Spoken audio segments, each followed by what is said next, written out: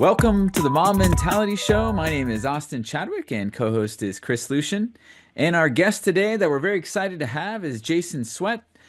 He is here to talk about automated testing, software design, and programming habits.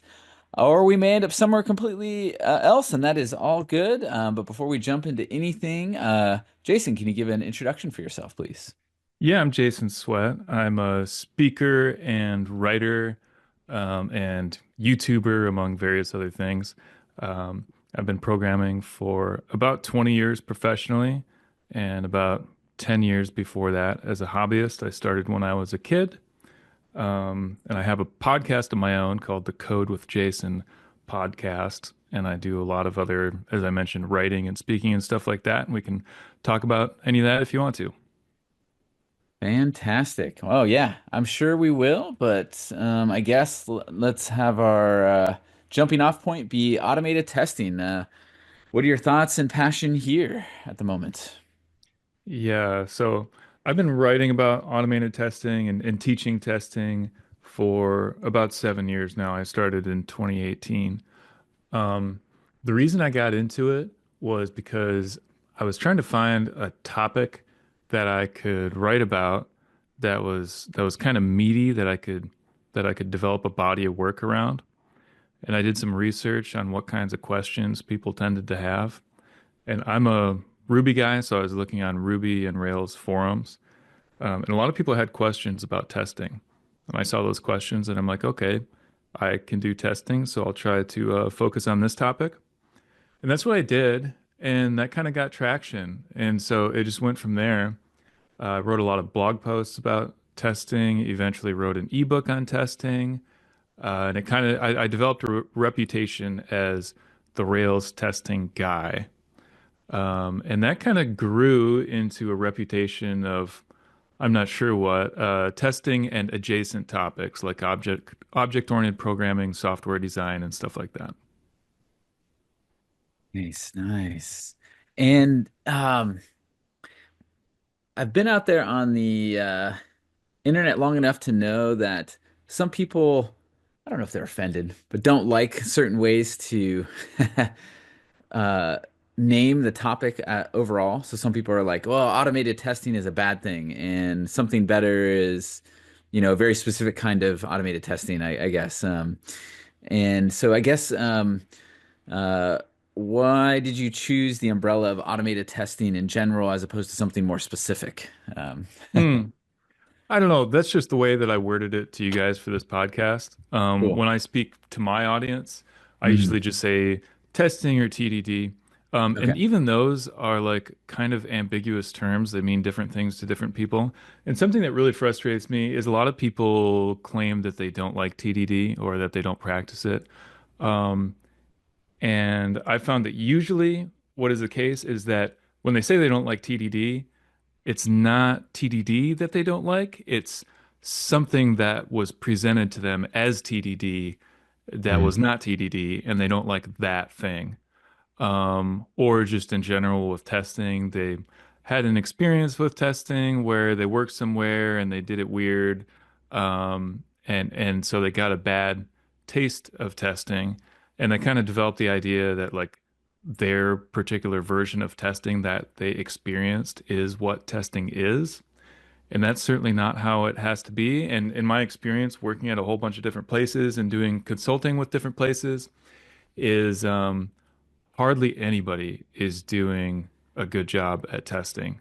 Like, hardly anybody's doing a non-terrible job at testing. And so, if you roll the dice and go somewhere and you have an experience of automated testing, it's overwhelmingly likely that you're going to get a very imperfect experience. And so, I invite people to have an open mind about what testing even is before they come to a judgment about whether they like it or not. Mm. Do you feel like there's a way uh, to teach it to others so that the good impression of testing can propagate? Like, is there something that is ingrained in our understanding, or are people just making stuff up when they're teaching testing to other people? Or like, what's your opinion on how it got this way? Yeah. I think I have a lot of opinions on how it got this way, but I think I'm more interested in how to take it in a more productive direction. Right. Um, and I like to start really with the fundamentals. Like what is programming? What is testing? What is a test? Because if we don't even know what those things are, how can we even build on a foundation if the foundation isn't even there? So I tend to start there. Um, and if you want, we can get right into it. Like, what Do it. is code? Yeah. Um, First of all, let me put you guys on the spot, and I'm curious if you guys have an answer. Like, what is programming? What is code? How would you answer that question? If I delay long enough, Chris will have to answer things. Um, yes. Instructions to a computer is my off-the-cuff reaction to accomplish a task or goal. But it's been a long time since I've had the computer science class where they told me what it is. Yeah, I guess I can give you my gut definition, which would be something along the lines of, um, well, so I view like programming and writing code as a way to automate things that may be mechanically automated or something else. So this is like being able to. So to me, coding and programming is more like removing repetition from my life in general. So I have more of a an outlook that that maybe you don't need computers or code necessarily to program or automate. Uh, so maybe programming on a computer is one format of removing repetition and Gotcha. or automating something along those lines. That's structurally in my Yeah. head. That's kind of how I view it, I think. And before you go, Jason, I'll just say my answer was the like deadpan literal answer, not my philosophy of programming. Yeah. But go ahead. We'd love to hear what you think now. Yeah.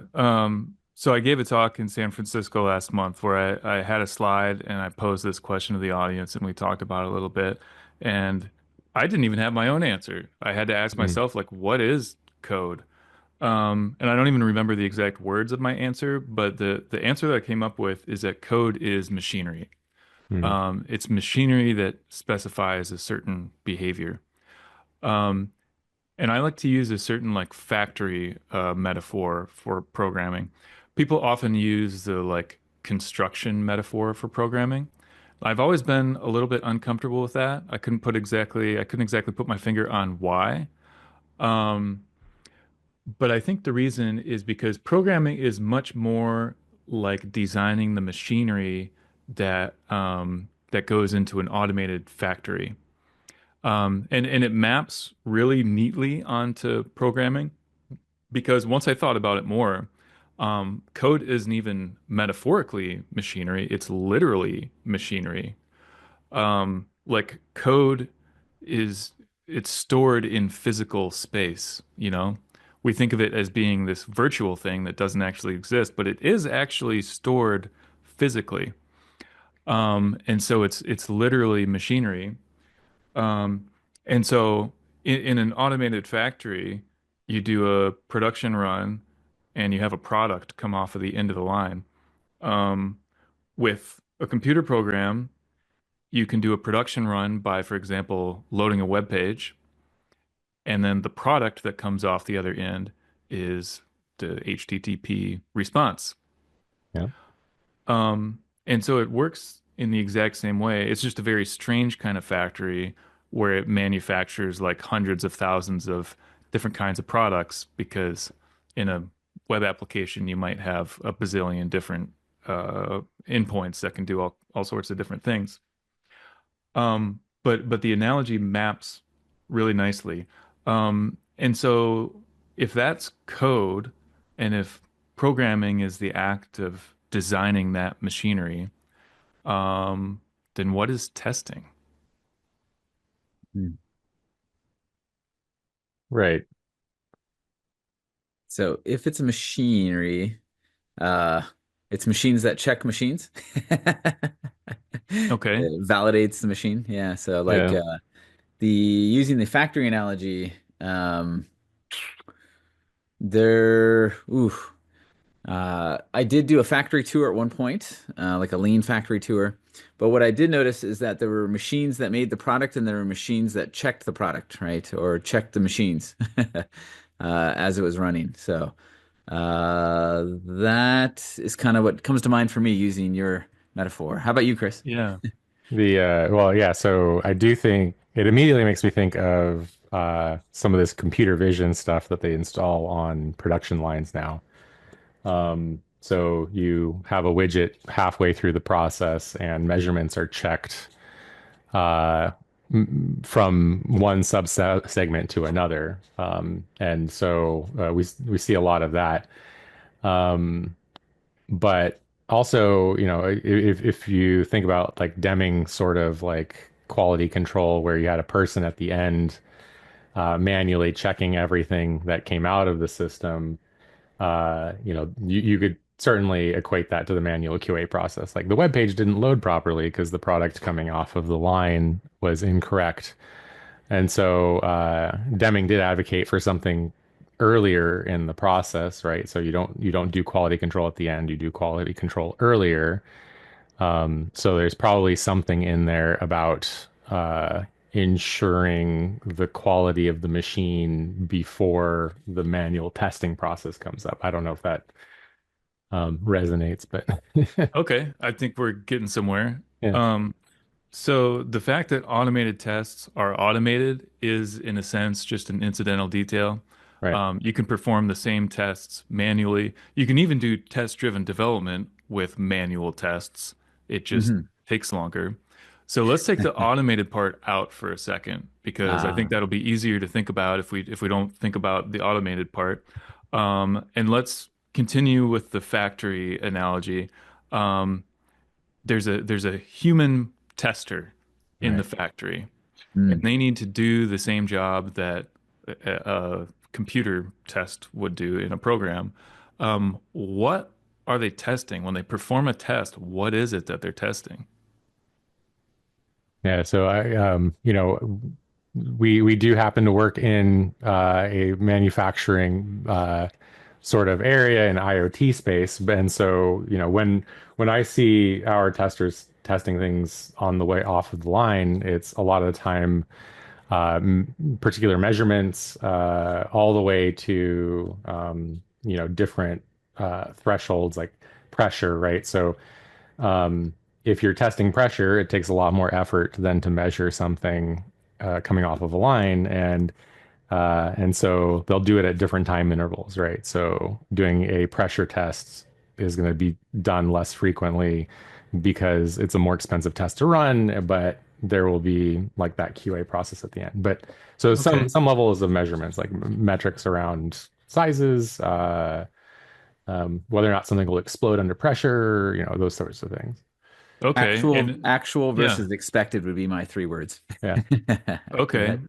And to lighten the cognitive load even more, let's take a Yes. really simple product like a squirt gun. sure. We're in a squirt Yes. gun factory. When we perform a test in this squirt gun factory, what are we testing? I'm definitely squirting Chris in the face, and if he is annoyed by it, I think it's working decently well. Okay. No leaks. Okay. And when you say if you squirt Chris in the face and he's annoyed by it and that means it works well, the it you're talking about in that sentence is the squirt gun, is that right? Yes, yes, The yes. product at the end. Yeah. Yeah. Yeah, so this is where we get into what I think is the most important idea in testing that is unfortunately very rarely discussed, which is the difference between verification and specification. And there's a quote from Bob Martin that testing is about specification, not verification. It's kind of a subtle distinction, but it's the difference between like a QA check and making sure that something adheres to the specifications, the machinery adheres to the specifications. So you can do two kinds of testing. You can test an individual squirt gun and say, does this specific squirt gun work or not? And if the squirt gun doesn't work in that scenario, what do you do with it? Well, yeah. So in kind of the older school factories, you would do a randomized check, and if enough of them were bad, then you would, the statistical checking process. If enough of them were bad, then you'd reevaluate the machine later, Okay. right? Yeah, and let's say it's below the threshold. What would you do with the ones that didn't work? You'd have to scrap them, right? Yeah, And just toss yeah, them out. Yeah, so it's a very different kind of a test. It's like in one kind of a test, we're checking each individual artifact, and if that one doesn't work, we toss it out because the thing we're focused on is the artifact. Mm. Um, but then in your example, Chris, where like let's say none of the squirt guns are working correctly, well then we have a different problem. There's something wrong with the machinery. right. Um, and so we can either test the artifact with the artifact itself as the target, or we can test the artifact with the process and the machinery that produces the artifact as the target. Hmm. And I think quite a lot of developers, when they're writing tests, they don't have a clear idea of which kind of test they're writing. Mm. And in fact, they implicitly have the kind of they have like the QA check kind of test in mind. They think they're checking that individual squirt gun to make sure that squirt gun works.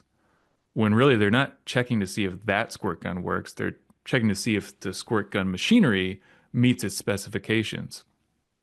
But because of this mistaken mindset, you'll see tests like um, such and such works correctly, or such and such returns the right values, stuff like that. They're like making sure it works, you know? But the point is not to make sure it works. You're not testing this individual. So, okay, so to map the squirt gun thing onto a software Sure. software scenario, um, you could perform a check to like load a page and assert that that specific page load occurred correctly. But that's kind of a weird test because it's like you're not going to send that page load out into the world. Like that's the equivalent of one squirt gun, you know? In the factory, you have your squirt gun, you're going to send it out and it's going to go up for sale somewhere. But the web page is a product that gets produced once and then like it's gone forever. Mm. So the idea of testing that individual page load doesn't necessarily make a lot of sense. What you're testing again is the machinery behind the page load, the machinery that brings that into existence.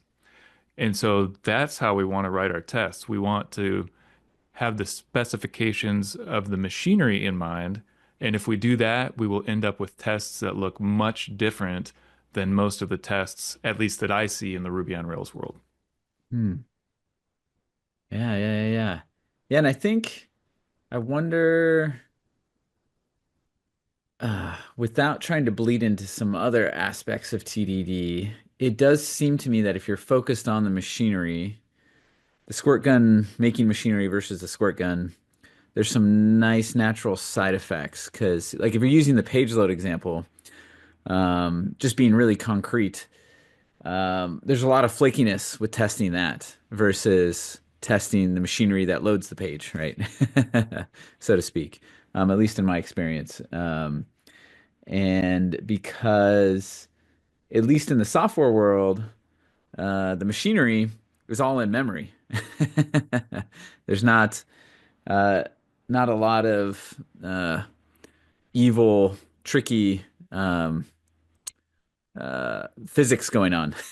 It's like computers and memory doing stuff. Right. Yeah. And in my experience, that has very fast feedback loops and is very joyous to work with. Where, like you said, I think I'm just kind of brainstorming, exploring what you're saying. In that, if you choose the right thing to test, things go very nicely and it's fun and the feedback's great and it's fast. If you choose the wrong thing to test, it can be a very frustrating, sometimes traumatic experience. Yeah. Yeah, and that's like the whole thing almost is what do I test? Yeah. These are some of the most common beginner questions, like what Hmm. do I write tests for and how do I do it? Which is really funny because it's like it's like going to some chef or something and being like, "Hey, how do I cook?" It's like, well, that's an unanswerable question because it's so incredibly broad. But I think these people are asking these questions because you don't even know where to begin. And so Hmm. that's the only question you can ask is like, what kind of test do I write and how do I write them and stuff like that. Hmm. Um, because like most testing tutorials focus on the mechanics of it. They focus on the tools and the workflow. Everybody talks about the red-green refactor loop, and that's fine and good. But if you look for a TDD tutorial, that's what you'll likely find. First, write the failing test, then write the code to make it pass, and then optionally refactor. The mechanics of the process. Yeah, and it's like, fine, that's not wrong, but like, what do I put for the test?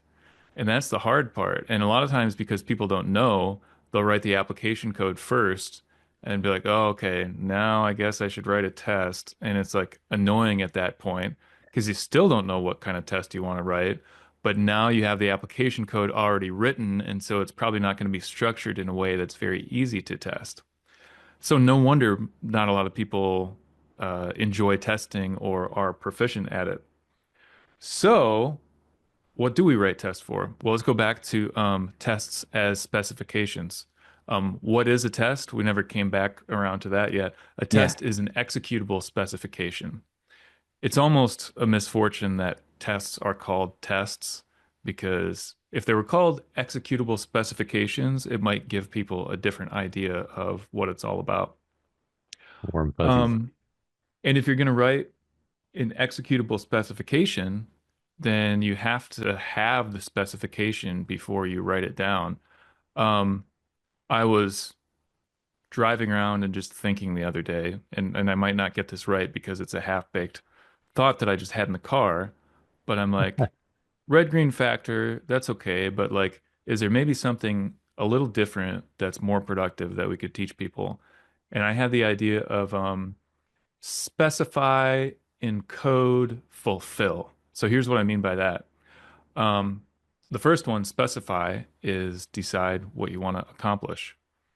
Encode is where you take that specification that only exists in your head or maybe on a note or something like that, and you encode it into computer code so that it's not just a specification in your head or on paper, it's an executable specification in the form of a test. And then you write the code to fulfill that specification. Because it's most people, including myself, when I first learned TDD, they find it very counterintuitive that you would write the test first and then write the code to make it pass. Right. But when we think of tests as executable specifications, it's like, well, yeah, we have to decide what we're going to do and then we do it. Like, how could you do it in any other order? So that's how I like to explain it. Come up with the specifications, encode the specifications, and then fulfill the specifications. Gotcha. Gotcha. Yeah, yeah, yeah. Yeah, I can definitely see you know what it reminds me of is there's a lot of things in life where you're like, what is X? And then someone has an answer, and then someone else has an answer, and then someone else has an answer.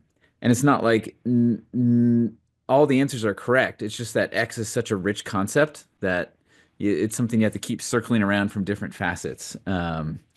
To see it in all its depth, right? Um, Yeah. and so I guess my gut reaction to what he says is awesome. I mean, I feel like that's a great starting point as well. Um, and and I think maybe um, I'm reflecting on my own journey, and I think the reason I may have found the joy of TDD is because I did it with people who already knew, so like I caught it versus it being taught to me verbally over a video or something. Um, and so it was just kind of baked into us doing it together, for example, in a pair mob, that we were testing the right this thing and not that thing, kind of deal.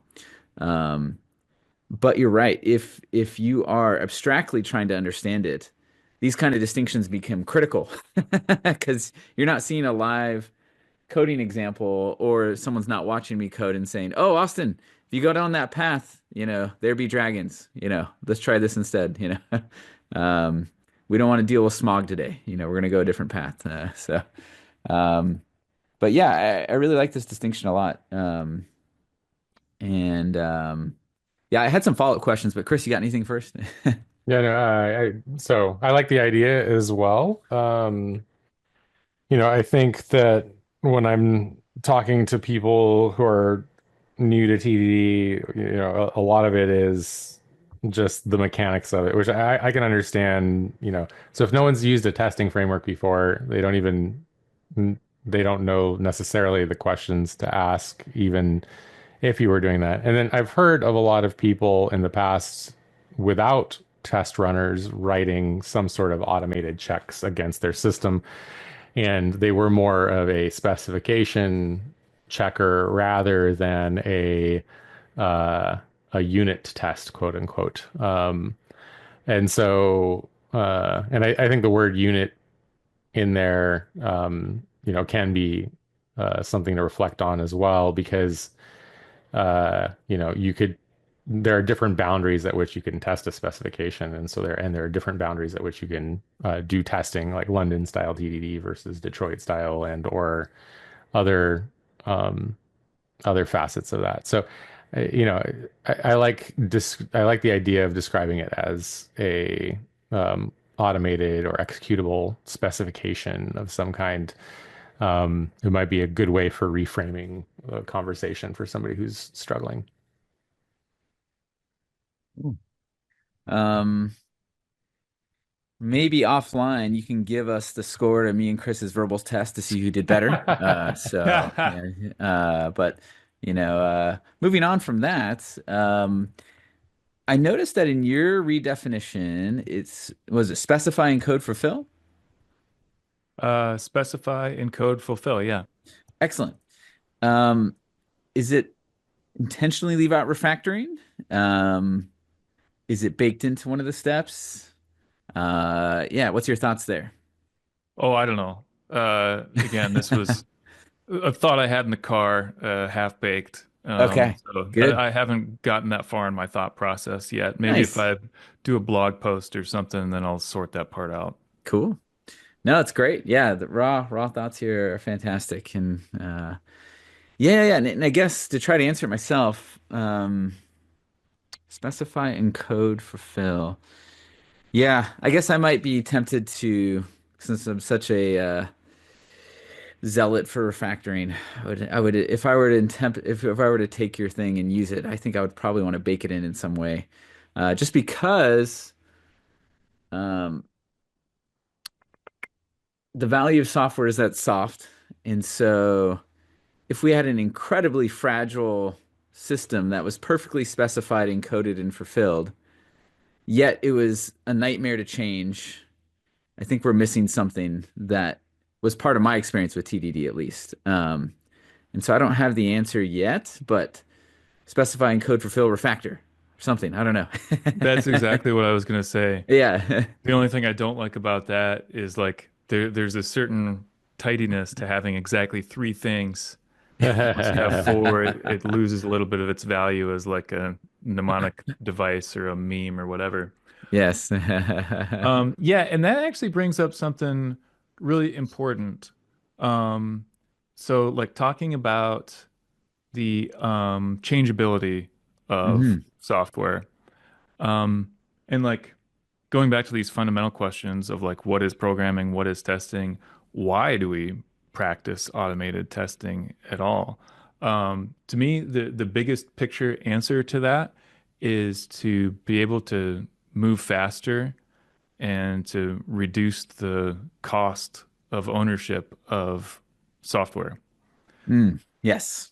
And there's this really unfortunate misconception that a lot of people have, I've found, which is that they have a misconception that automated tests lock in your functionality.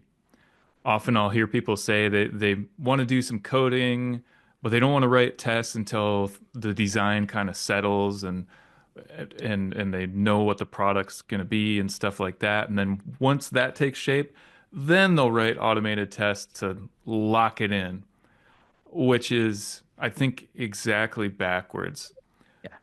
Yeah. If you want to lock all your code in, then don't write tests. And not only will you probably not change it, like you can't change it without enormous risk. Um, and automated testing does the exact opposite. We have tests so that our software isn't locked into its current design. We want the ability to change the design of our code. And obviously, if we have automated tests, then we can run the tests after we change the design and see whether we have introduced any regressions. Right. And of course, the test suite can't prove the absence of regressions, Mm, but it can at least give you a lot more confidence than if you don't have any automated tests. nice. Nice. Yeah. Yeah. You know, it's funny. This is going back several years for me, but it was a discussion with someone on my team, and they were really struggling with TDD. And you're right, they had it a level or two level deep of inception that automated testing or TDD was locking in, right? And so it was, I think the word I used was enshrining. I'm enshrining the code. Like it's almost like I'm cryogenically freezing it if I write a test for it, you know?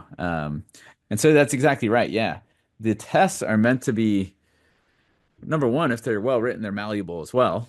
It's not like, and it enables change safely, quickly, you know, like exactly what you said there. And I guess to take a tactical tangent here, um, the topic of TDD is somewhat controversial when you talk with others, either you know in person or remotely or asynchronously online. It reminds me of a fake TV show and a sitcom, and the name of the political TV show was "No, You're Wrong," and basically people are just arguing without even understanding each other, and just trying to like gotcha people in weird spots. How do you, whenever you feel like the conversation is going that way with TDD, what do you have any moves or things you do to try to move it more in the uh, let's help each other grow and learn or effective category? Yeah, that's a really interesting can of worms. Yes. So I'm sad to say that I find the level of discourse in the programming community in general to be fairly low. Um, if you look at arguments online, it's there's like two kinds of arguments. There's the like no, you're wrong kind of argument, and then there's the kind of argument where people are presenting arguments for in support of a certain idea, and then other people respond with an argument for a slightly different variation or something like that. And the objective of everyone is to advance the knowledge rather than to win the argument. Right. Right. Um, and so unfortunately we don't see a lot of that in programming, or at least I don't. But luckily, as much as I see that online, I rarely come across that in talking with people. Usually when I talk with people, they're already interested in learning. Like they're kind of sold on the idea. Now the only question is just like, okay, I'm sold. How do I move forward with it? But my hope is by doing things like this podcast and stuff like that, um, we can raise the level of understanding just a little bit regarding what testing is and what TDD is and what it isn't and stuff like that. Because again, a lot of times when people are against TDD, they're not exactly against TDD. They're against this weird flavor of TDD that's not really TDD, and that's the thing they don't like. Hmm. But I don't spend a lot of energy trying to argue with people on the internet. I just have a right only policy where I put my ideas out in the world and people can take them or leave them. Nice. Yeah, that sounds that could be more peaceful, I think, in some ways. Definitely. Yeah. Yeah, I certainly struggle with whether or not I participate on the discourse that's happening on like social media or not. And so I think there's value to it, but at the same time, having a face-to-face conversation or being in a Zoom call with a bunch of people that you meet with regularly can move things forward a lot faster, or just be healthier. What can be what can be interesting and productive though, and I've done this a lot of times, is you see a statement online and you're just like, that is so wrong. Um, and rather than responding to it directly, I'll like write something or do a podcast episode or something like that. So I can like I can do my part to like set the world right, but I don't have to have the pain of engaging with some stranger directly on the internet. That's fair. Nice. That's fair. Nice. Yeah, that I've done that mode before as well. I've I've also tried to be like, hey, I'm here to learn, and if you want to learn with me, here are kind of the, radical candor ground rules we're operating by. Like, yeah, please disagree with me, but let's be kind and considerate. And then if it's just they're not wanting to abide by those, then it's just kind of like, okay, this is not going to be productive, and I'm out. But it'll surprise you. At least in my experience, once people know that you're not wielding a flamethrower on the scene, I feel like it's a third or at least half people. You can make a few steps of learning from each other. So while I do agree that a lot of the internet is a dumpster fire, there are glimmers of hope. There is a path where Frodo can take the ring, and there is a possibility that we can come out of it. But um, yeah, I agree with you. But I think that highlights a good thing is contributing to community doesn't need to be. I think that's what a lot of people think. Oh, the only way to contribute to the community is to like just argue with people online, and that's frustrating, right? Like you said, write a blog post, share a podcast episode, talk with someone in person. It doesn't even have to be this big public thing. Um, just talk with someone else about it, and the both of you will grow from it. And so, yeah, there are many ways to learn and share without it being the know you're wrong TV show. So. Definitely agree. Before we wrap up, do you want to say anything on programming habits or more on design? Sure. I have probably several hours worth of things I could say on that, but just to make a quick comment or two.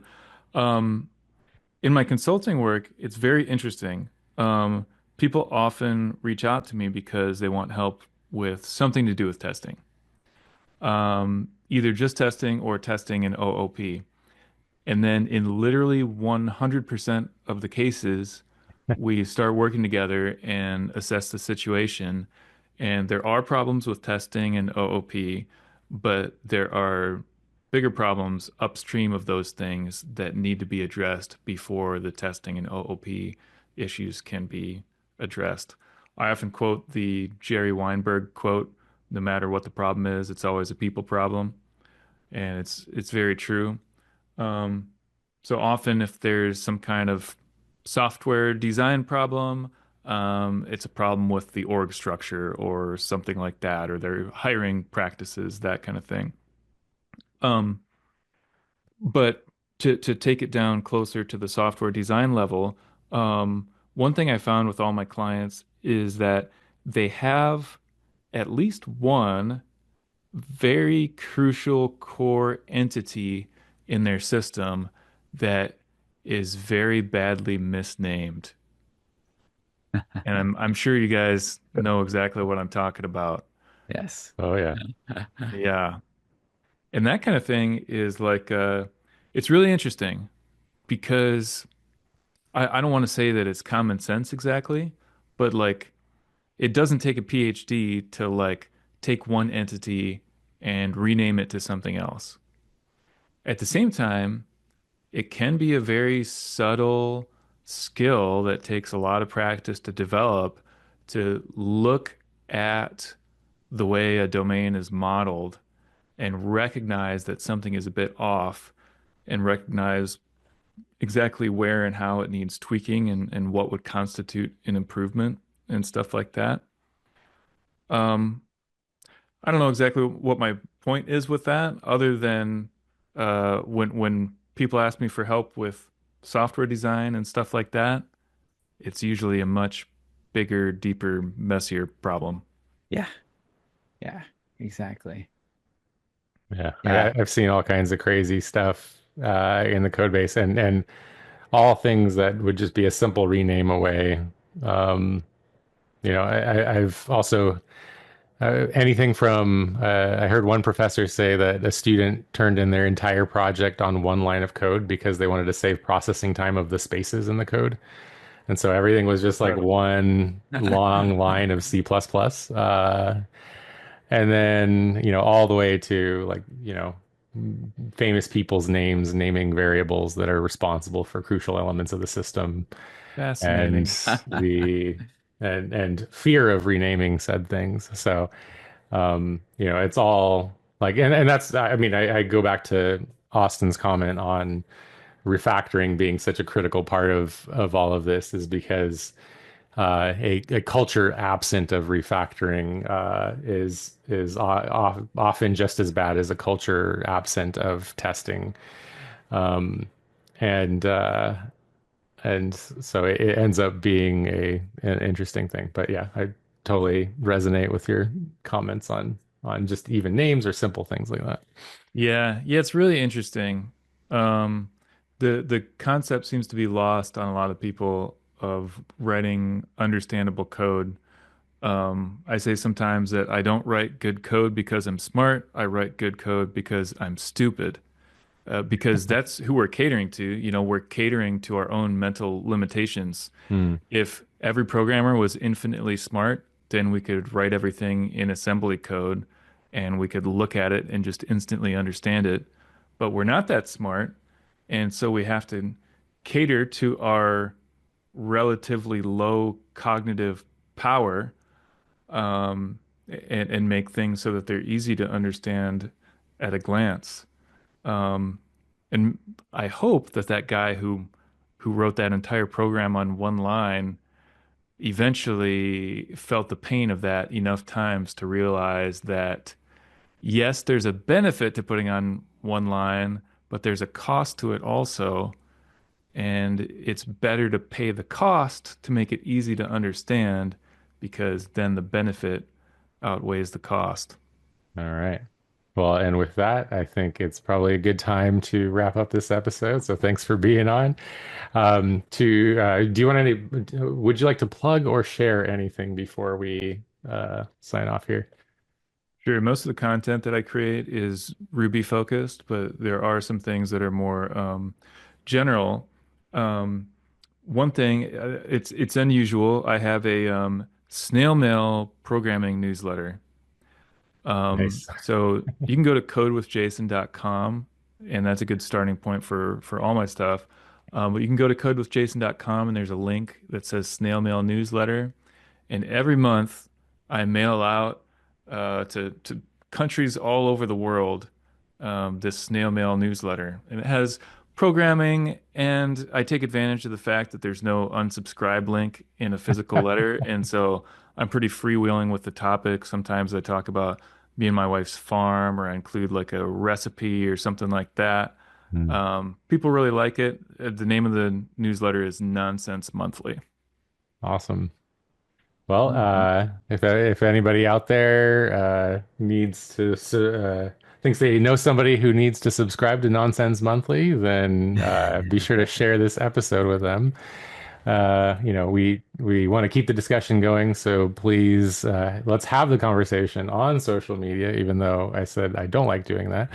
And like, subscribe, hit the notification bell, and thanks for listening. And Jason, thanks for joining us. And Thank to you our guys. audience, bye everybody. See ya.